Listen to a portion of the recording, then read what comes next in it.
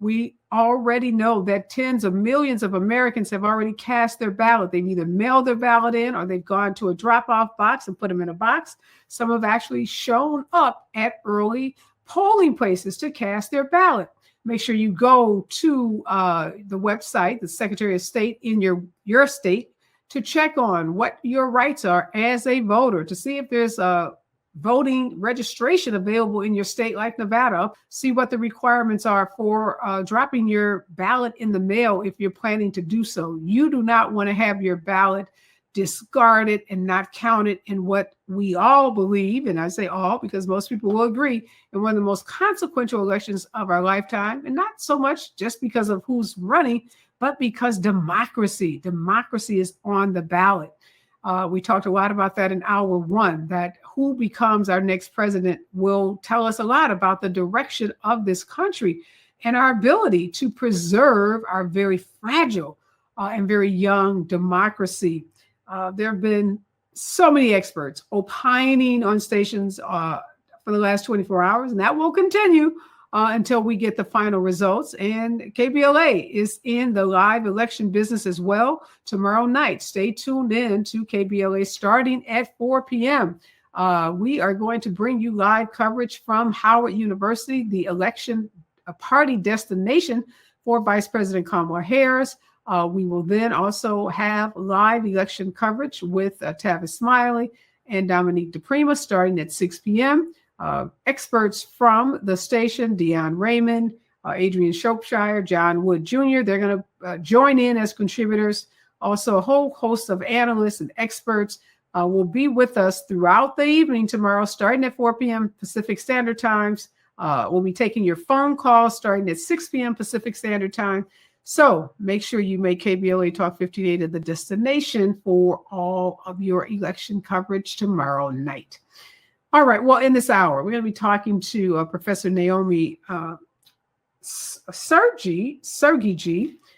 She's a sociology professor at UCLA, and also Pastor Ender Austin, who's an organizer, professor and organizer in Nevada.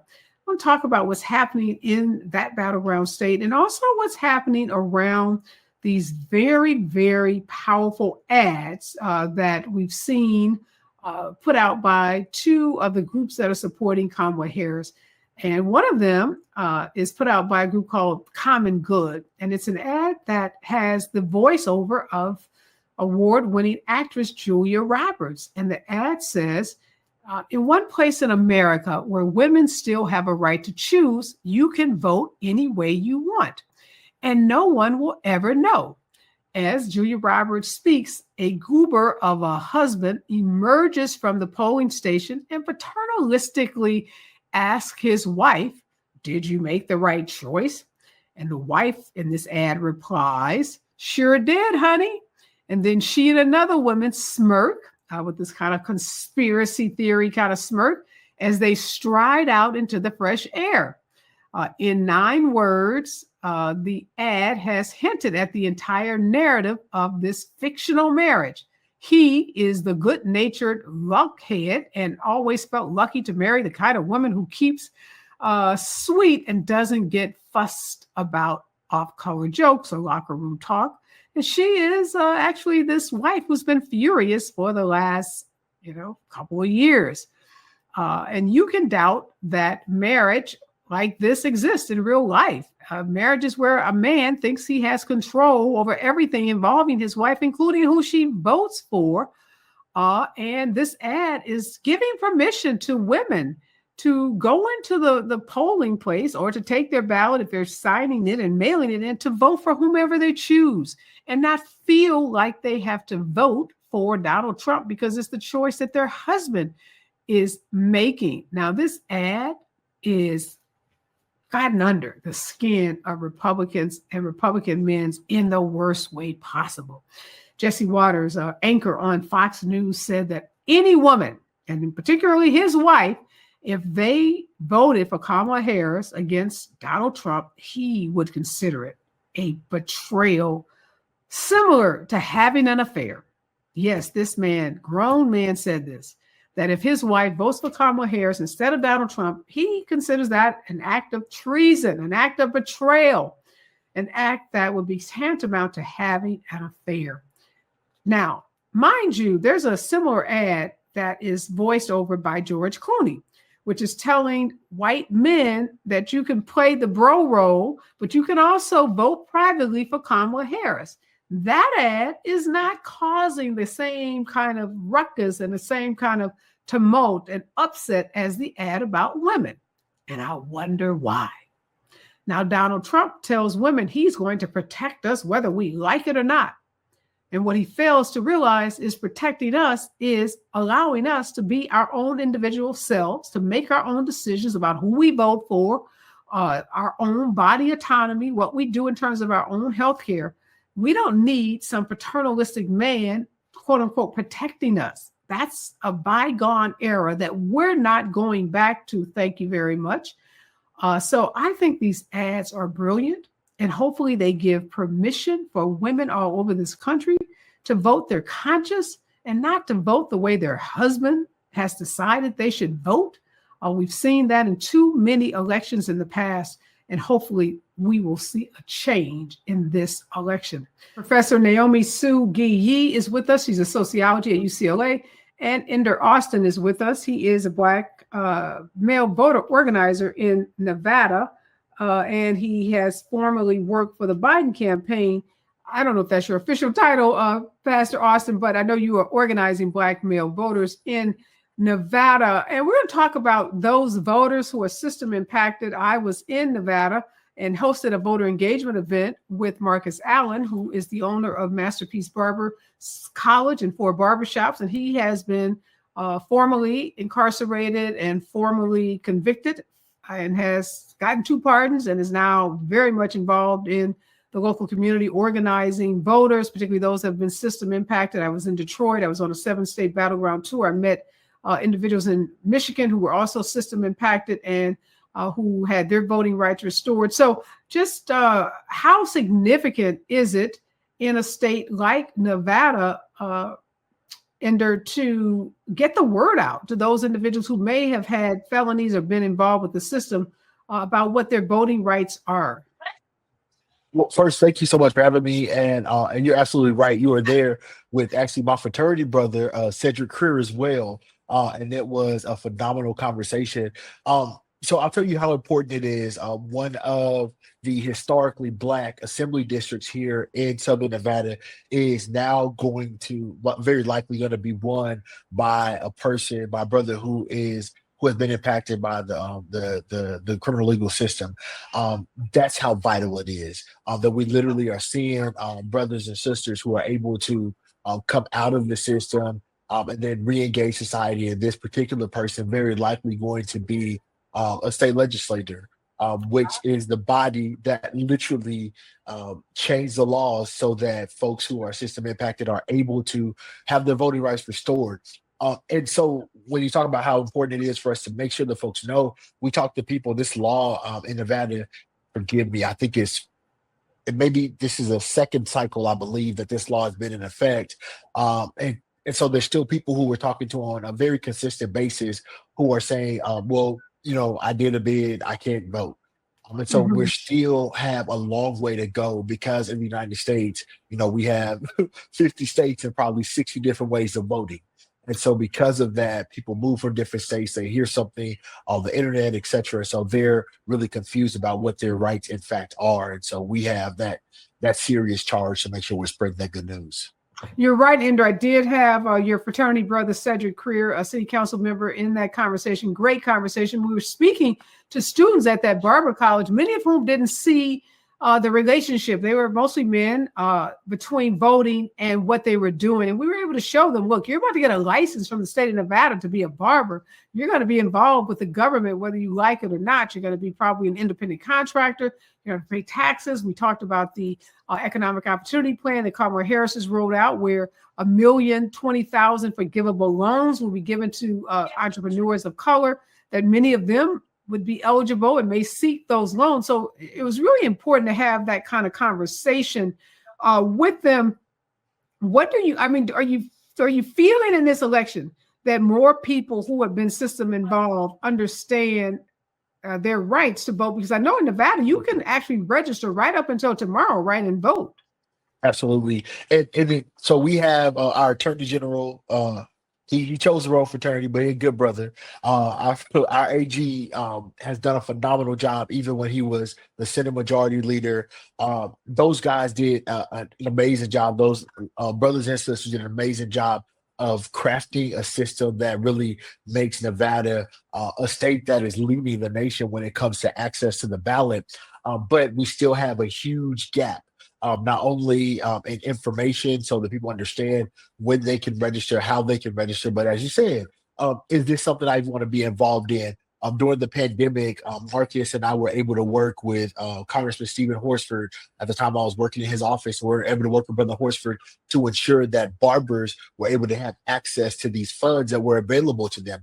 And that was only possible because you had someone like Stephen Horsford in office. And because Brother Horsford was in office, he was thinking not only about these huge casinos, these folks who have been major donors to political causes, but also about, hey, this will come out here. And my barber has not been able to get a paycheck because he's an independent contractor and I can come out of my house. So we set up these kind of calls, and that really helped us to make some headway to helping folks understand how important it was. Another issue Marcus and I have been talking about for a while, the state licensing board wants to intermingle barbers with cosmetologists, and the barbers are very upset about that. But these are the issues. That's why organizing has to begin not when there's time for an election, but it has to be a year-round evergreen effort that we're always making folks aware this is what's at stake for you and your family, not just because November 5th we have a job to do, but every single day we have to be out there. No, so important. We were talking about that, but all elections are local, and those local issues, those are issues that are going to be decided at the state level of Nevada, not by who's in the White House. So it really is important that people understand the relationship in terms of, how things get done in their city and in their state. Professor, you have come out with a report about accessing the right to vote among system impacted people. Are you feeling more confident in this election cycle that the states that do restore voting rights to individuals who've been incarcerated, who've had felonies, that those people know it and they've been able to go through whatever process is necessary to get their voting rights restored? Thanks for having me. Yes and no.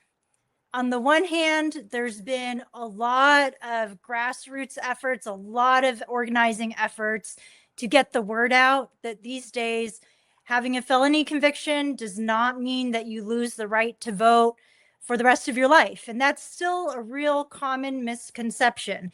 That was true in a lot of places 20, 30 years ago, but it's not true now. And so in most places, for most people, if you have a conviction and you're not incarcerated, you can vote. But the reason why I say no is because, we talked to a lot of people back in 2022 around that election, including in places like California, which pretty much everyone can vote if you're not incarcerated in prison for your felony conviction. And there was still so much just outdated information that people had. And so even in a place like California, it's still important to continue to get out get that word out that most people these days with a felony conviction, if you're not incarcerated, you can vote. And if you're living in those few states, where you are incarcerated, you can vote, then that's something to emphasize too. And so for many people, this presidential election, including in California, this will be the first time that they can vote in a presidential election. If they were impacted by, Proposition 17 back in 2020 in California, which restored the right to vote for people on parole supervision, this is a huge election for so many people who previously did not either realize that they had the right to vote or did not have the legal eligibility to vote. And so we need to continue to get the word out. A lot of states do have same-day registration voting. They can still, register to vote. They can still vote even if they have a felony conviction. What about and there are those people who are in jail? So there are people in jail who've been charged with crimes. They're being held, waiting trial, waiting, the legal process to play itself out, but they don't have a conviction. In the state of Nevada, are they able to vote, and how are their voting rights exercised? So we have some phenomenal folks who are leading the charge on that. My sister Leslie is and Jagata is also a formerly incarcerated brother. And what these folk have been doing is making sure that in the jails here in the state of Nevada that you can actually they're going and registering folks and then making sure, hey, let's get their ballots over there. Actually, in one of the it was on a different network. I won't say their name because I know that protocol. It was a different network doing the primaries where folks were for the first time being able to actually exercise their right to vote right there in one of the jails here locally in Southern Nevada. A phenomenal thing because, as you stated, just because somebody is waiting to have an adjudication, that does not mean they lost their right to vote.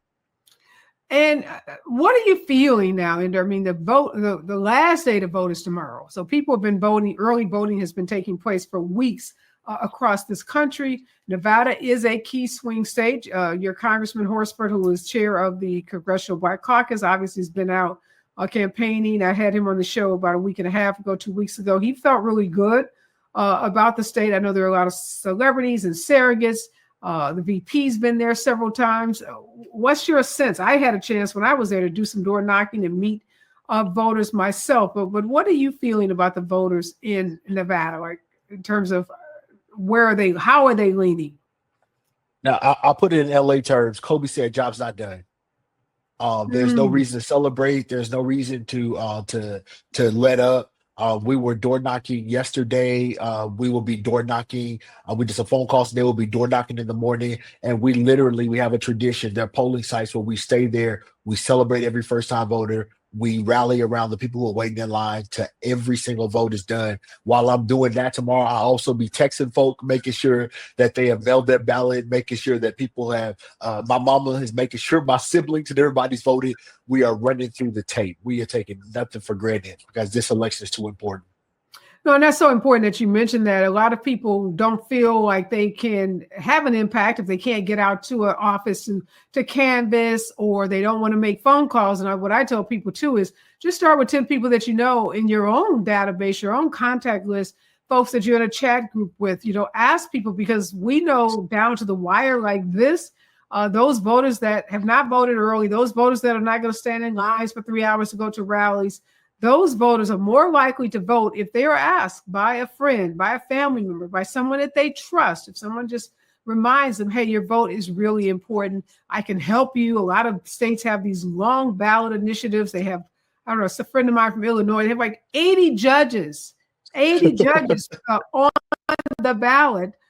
So we know these ballots can be really overwhelming and confusing. I know, Professor, you said there's still a lot of work to be done. I know I met folks on my Battleground State tour, met folks in Pennsylvania, met them in Michigan. Pretty much every state I was in, I met individuals who have been involved with the system, have been convicted before. Many did not know what their rights were. Many assumed, as you said, that they could never, ever vote again because they had a felony conviction.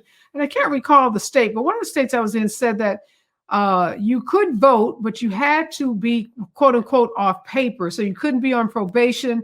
You couldn't have any fines. How difficult is that? Because there are many people who still owe lots of fines. So we know that many municipalities finance their coffers by charging people, in some ways unconstitutionally, fines and criminalizing certain conduct. So is that one of the barriers that people still face? It really depends on the state. And so an example of a state where the fines and fees are the barrier for people to vote is Florida.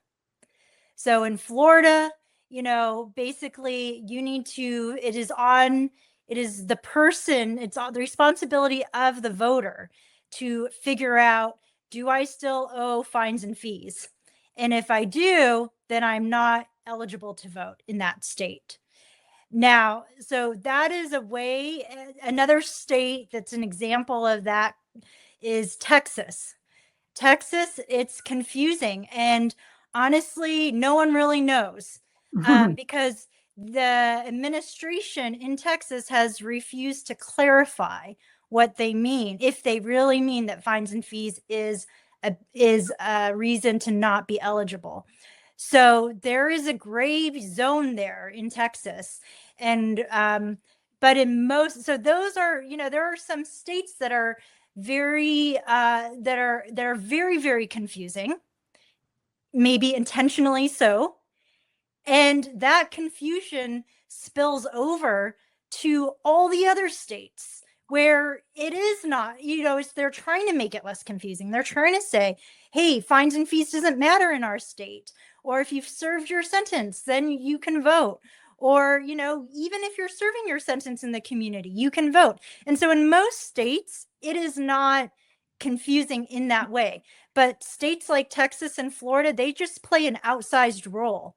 And there have been so many high profile incidents of people being penalized when they voted mistakenly in those states. And so that just has a spillover effect to other states, creates confusion, creates a climate of fear. And so that's what the outreach campaigns need to tackle, right?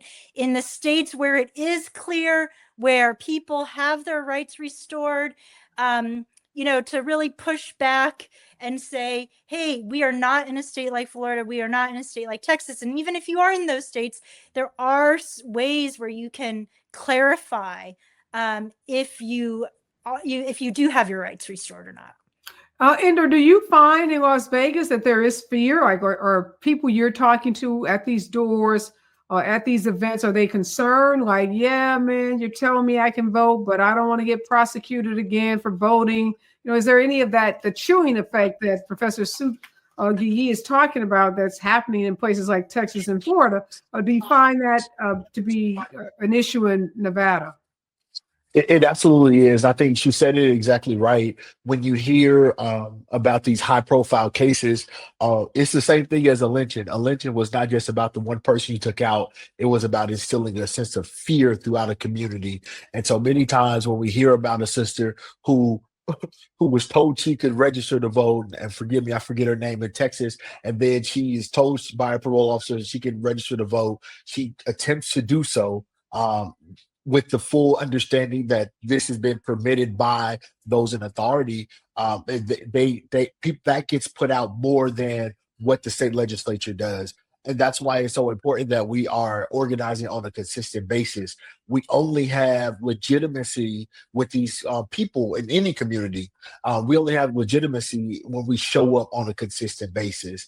Folks recognize, real recognize real. I'm from the country. And when someone has not been around, you do not have that validity when you just show up when it comes to election time. And that's why it's so important that we are consistently engaging with folks, not just waiting until it's election time, but doing it on a very consistent basis. Do you find that, the campaigns, whether it's the Democratic campaign or Republican, if you know about Republicans, I know you know about Democratic, that there's enough money put in on these populations? Because one of the things that kind of struck me as I went from state to state is I kind of stumbled on these individuals who were doing this work, trying to connect with formerly incarcerated people, but I didn't get the sense, and maybe it's different in Nevada, that there were whole teams who just said, let's focus, because if there are 2 million people, that's a lot of people who, have the right to vote that may not know. Do you feel like the Democrats in particular have focused enough on that population and put enough resources to reach those people? Sister Ruby, you trying to get me in trouble? No. And the reason I ask is I'll tell you the truth. No. Okay. Like I said, I stumbled on them. And I was so impressed. And so many of them, I felt like, wow, I'd love to see them like out on some of these tours, some of these buses that were going from state to state, because their stories are so powerful. That's why Mark, right there in Las Vegas, has such a powerful story. And, when they hear a celebrity, they may relate to a celebrity, but, a lot of these people, there's shame and humiliation associated for a lot of people having been a convicted felon. It's not like we open our arms and say, welcome back to the community. So we make it difficult for people just getting acclimated to community to begin with. So I'm just wondering, where are some of the gaps that you're seeing in terms of how we could better engage those folks to make sure they're turning out? Right. And so, like I say, I'll lift up my sister Leslie and Mass Liberation again. What they're doing is vital work, and it is done largely by a volunteer army, folks who are family members of system impacted folk who just understand the importance of this particular work, and they're the ones who are really barreling down and doing all of this work. A lot of times pro bono, right? However, there are huge funding gaps, and we know the way parties work. Who do I know is going to vote? Who is a 90% chance they're going to vote? I'm going to spend my money talking to them. These people who, once we get them politicized and once we get them bought into the franchise, they are going to be with us. And I mean, with democracy and with Black folk. A lot of times they are not willing to make that kind of investment, and it's shameful. And we have to call folks out and make sure that we are doing the fundraising that's necessary to get these people the resources that they need to keep doing this work. Yeah, I met a guy in Detroit, Michigan. His name is Zoe. He was doing, I don't know, he did 15, maybe even 20 years in jail. Is out working with a violence prevention group in Detroit, doing gun violence prevention, going into tough neighborhoods, getting folks off corners, literally taking guns out of the hands of young Black men. And he has such a powerful story because his organization got some of the American Rescue dollars. And that was a way that organization was able to hire him and, give him meaningful employment that he said, one, saved his life, kept him out of going back to jail. But his story, and I could just see him literally going, into communities and talking to similar folks who have similar lived experiences and moving them to vote in ways that even I couldn't, and others that are doing that work as well. And I just wish, I was like, oh God, I wish I could bottle you up and just take you on the road with me because the story was so powerful. And you're right. And I get it that money is often spent, on those more traditional voters, but in tight elections, voters like Zoe and the voters like you're targeting, they matter, because if you pick up two people in, neighborhoods across this country, those two people add up very quickly to what maybe 20, 30,000 people that can make a difference in a tight election. Dr.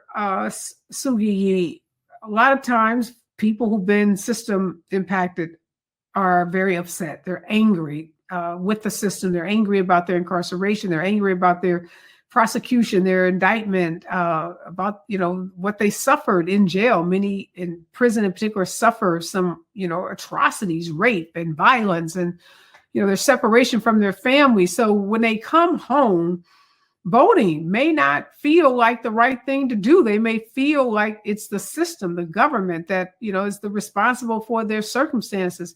What are you hearing, and what do you see in the work that you've done around the eagerness and the desire of people who have been system impacted to even participate in politics?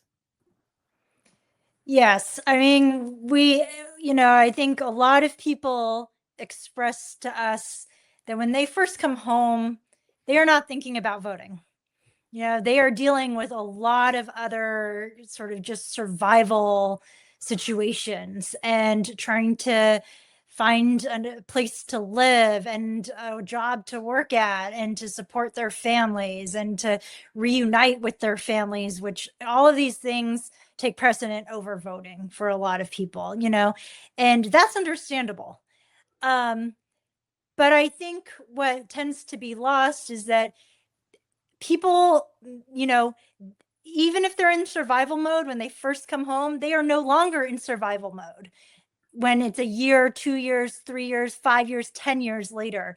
And so in the work that we're doing right now, we're text messaging 40,000 people across 7 states who are members of Alliance for Safety and Justice, letting them know. Most of the people we're text messaging are 50 years and older. And they had a felony conviction decades ago. And so, I think it's important that, yes, there are times in people's lives where voting is really, really hard. but people are change over time. And we know that older people especially are really going to vote, no matter if you have a record or not. And so I think that, reaching out to everyone, they may not have voted ever in their decades, but, they may not have realized that that they are now able to vote, even when they weren't able to vote 30, 40 years ago. That's an excellent point. You're right. That survival mode does change over time as people have been out for longer periods of time. But what are you finding in their Black voters in particular, who already oftentimes are suspect of the system, suspect of government, don't believe that government works for them in the same way that it works for white people, the way it works for rich people, people in different communities? What are you hearing from those voters who have been system involved? Like, are they eager to vote, or do they, again, feel like it doesn't matter? My vote doesn't matter.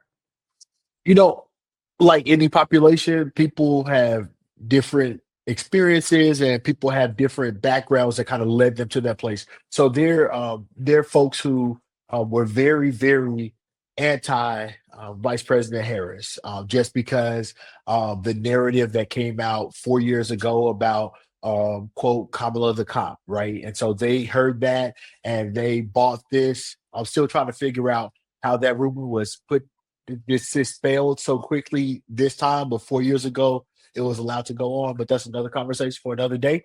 But we see people who are like, yo, this is ridiculous. This doesn't make any sense. And so having that long conversation with them to really walk them through, you're right, that sentence was too long. That did not make sense. These are some things we can do to work towards that. And so having that really long conversation with folks to ensure that we don't show up asking them for a thing when we don't recognize their pain. It ain't Sunday morning, but I tell folks, I can't preach to folk that's hungry. We got to feed them first. And so meeting the immediate need of people allows you to be in a relationship with them, and then hopefully move that relationship to the next level where you're talking about what the next step of their politicization in this particular conversation is.